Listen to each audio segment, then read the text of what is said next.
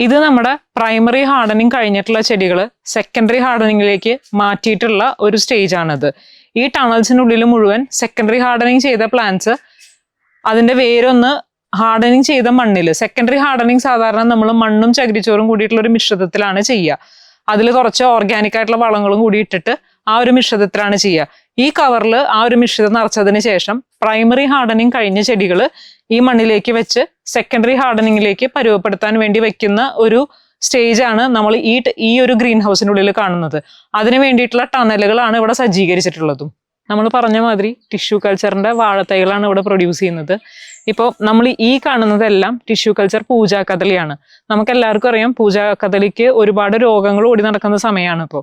അപ്പോൾ നമ്മൾ tissue culture തൈകളാവുമ്പോൾ അതിന്റെ പ്രത്യേകത എന്താണെന്ന് വെച്ചിട്ടുണ്ടെങ്കിൽ രോഗവിമുക്തമായ തൈകളായിരിക്കും. നമ്മൾ തന്നെ ഫീൽഡിൽ പോയിട്ട് ഓരോന്നും നോക്കിയെടുത്തിട്ടാണ് ഇവിടെ വന്നിട്ട് നമ്മൾ ടിഷ്യൂ കൾച്ചർ തൈകൾ ഇവിടെ പ്രൊഡ്യൂസ് ചെയ്തുകൊണ്ടിരിക്കുന്നത്. അങ്ങനെ രോഗവിമുക്തമായ തൈകളാണ് ഈ ഇരിക്കുന്നത് മുഴുവൻ. ഇതെല്ലാം അമ്പലക്കദളി തന്നെയാണ്.